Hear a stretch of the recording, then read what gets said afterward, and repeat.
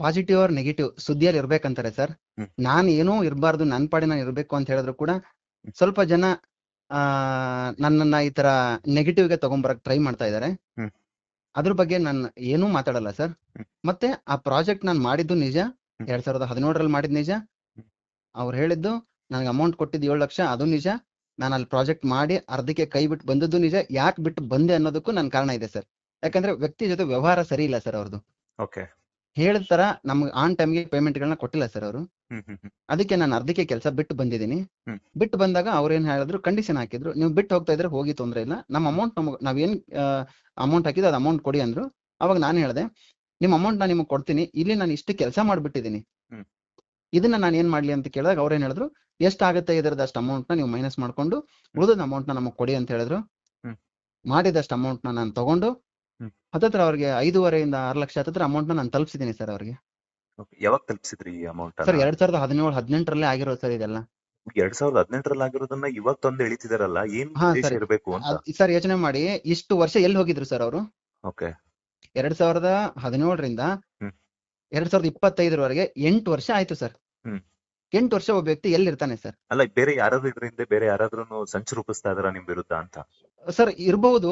ಅದನ್ನ ನಾನು, ಯಾಕಂದ್ರೆ ನಾನು ಇವಾಗ ಅದೇನು ಹೇಳೋ ಇದ್ರಲ್ಲಿಲ್ಲ. ಯಾಕಂದ್ರೆ ಕೋರ್ಟ್ಗೆ ನಾನು ಹೋಗ್ತಾ ಇರೋದ್ರಿಂದ ನಾನು ಕೋರ್ಟ್ ತ್ರೂನೇ ಅದೇನಿದೆ ನಾನು ನ್ಯಾಯ ತಗೊಳ್ಳೋಣ ಅಂತ ಹೇಳ್ಬಿಟ್ಟು ನಾನು ಕೋರ್ಟ್ ತ್ರೂನೇ ನಾನು ಮೂವ್ ಮಾಡ್ತಾ ಇದ್ದೀನಿ ಸರ್. ಓಕೆ. ಬಟ್ ಇಲ್ಲಿವರೆಗೆ ನಾನು ಬಹಳ ಕ್ಲಿಯರ್ ಆಗಿದ್ದೀನಿ ಸರ್, ಕ್ಲಿಯರ್ ಹ್ಯಾಂಡಲ್ಲೇ ನಾನು ಇದೀನಿ ಸರ್. ಯಾಕಂದ್ರೆ ಒಬ್ಬ ವ್ಯಕ್ತಿ ಬಂದು ಅಲಿಗೇಷನ್ ಮಾಡ್ತಾರೆ ಅಂತಂದ್ರೆ ಹ್ಮ್. ಅದಕ್ಕೆ ಪುರಾವೆಗಳು ಬೇಕು ಸರ್. ಒಂದು ಅಗ್ರಿಮೆಂಟ್ ಮಾಡ್ಕೊಂಡಾಗ ಅಗ್ರಿಮೆಂಟ್ ವ್ಯಾಲಿಡಿಟಿ 1 ವರ್ಷ ಇರುತ್ತೆ ಸರ್. 2017 ಮೇ ಅಲ್ಲಿ ನಾವು ಅಗ್ರಿಮೆಂಟ್ ಮಾಡ್ಕೊಂಡಿದೀವಿ. 2018 ಮೇಗೆ ಅಗ್ರಿಮೆಂಟ್ ಕ್ಯಾನ್ಸಲ್ ಆಗುತ್ತೆ ಅಂತ ಅವ್ರಿಗೂ ಚೆನ್ನಾಗಿ ಗೊತ್ತಿದೆ. ಅಷ್ಟ್ರಲ್ಲಿ ಮಾಡ್ಬೇಕಾಗಿತ್ತಲ್ಲ ಸರ್, ಇವ್ರು ಯಾಕೆ ಸರ್ ಮಾಡ್ಲಿಲ್ಲ ಸರ್? ಸರ್ ಮನುಷ್ಯರಿಗೆ ಇವಾಗ ಹೆಸರು ಮಾಡಿದ್ಮೇಲೆ ಅವ್ರಿಗೆ ಏನ್ ಸರ್ ಮುಖ್ಯ? ದುಡ್ಡು ಮಾತ್ರ ಮುಖ್ಯ ಸರ್. ಆ ವ್ಯಕ್ತಿ ಎಷ್ಟು ಕಷ್ಟಪಟ್ಟು ಬೆಳೆದಿದೆ ಅನ್ನೋದು ಮುಖ್ಯ ಆಗಲ್ಲ ಸರ್ ಯಾರಿಗೂ ಕೂಡ.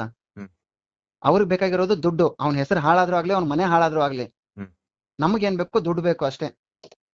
ಆ ತರ ಜನ ಇದಾರೆ ಸರ್ ಈಗಿನ ಜಮಾನದಲ್ಲಿ. ಯಾಕಂದ್ರೆ ನಾನು ಬಹಳ ನೀಟ್ ಆಗಿದ್ದೀನಿ ಸರ್. ಸರ್, ಈಗ ನಿಮ್ ಮೇಲೆ ಈ ಒಂದು ಅಲಿಗೇಷನ್ ಎಲ್ಲ ಬಂದ್ಮೇಲೆ, ಈ ತರ ಆರೋಪಗಳೆಲ್ಲ ಬಂದ್ಮೇಲೆ ನೀವು ಅವ್ರನ್ನ ಕಾಲ್ ಮಾಡಿ ಮಾತಾಡುವಂತ ಪ್ರಯತ್ನವನ್ನ ಮಾಡಿದ್ರ? ಯಾಕೆ ಈ ತರ ಮಾಡಿದ್ರಿ? ಯಾಕೆ ನನ್ ಮಾನ ಮರ್ಯಾದೆ ತೆಗಿತಿದ್ರ? ನಾನ್ ಮಾಡಕ್ ಹೋಗಿಲ್ಲ ಸರ್. ನೀವು ಮಾಡಕ್ ಹೋಗಿಲ್ಲ? ನಾನ್ ಮಾಡಕ್ ಹೋಗಿಲ್ಲ ಸರ್. ಓಕೆ.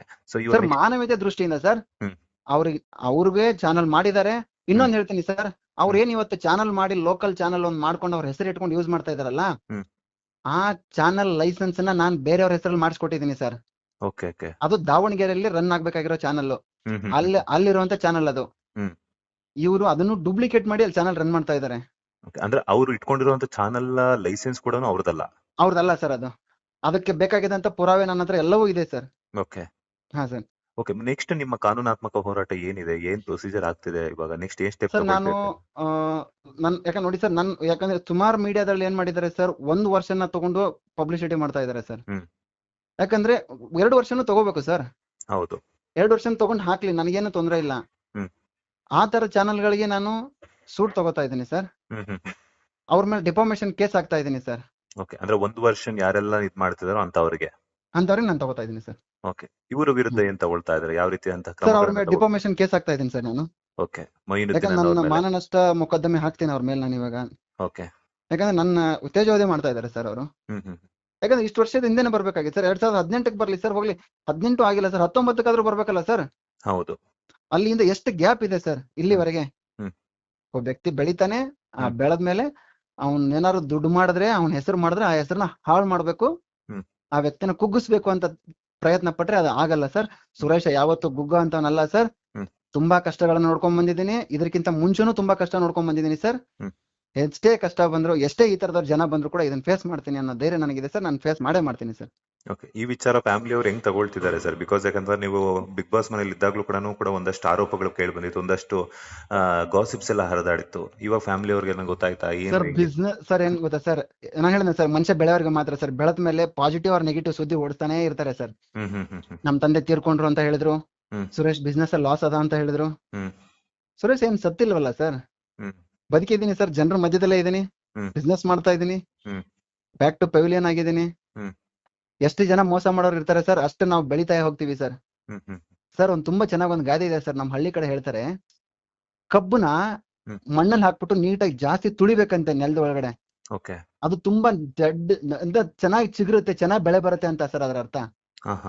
ಆ ತರ ಸರ್ ಇಂಥವ್ರೆಲ್ಲ ಆ ತರ ಲೆಕ್ಕ ಸರ್, ನನ್ಗೆ ತಲೆ ಕೆಡ್ಸೋಳಲ್ಲ ಸರ್ ಅದ್ರ ಬಗ್ಗೆ. ಎಷ್ಟೇ ತುಳಿಯಕ್ ಬಂದ್ರು ಕೂಡ ಅವ್ರು ಎಷ್ಟು ತುಳಿತಾರೋ ಅಷ್ಟೇ ಫೋರ್ಸ್ಫುಲಿ ನಾನು ಬೆಳಿತೀನಿ ಅನ್ನುವಂತ ಧೈರ್ಯ ನಿಮ್ಮಲ್ಲಿದೆ. 100% ಇದೆ ಸರ್.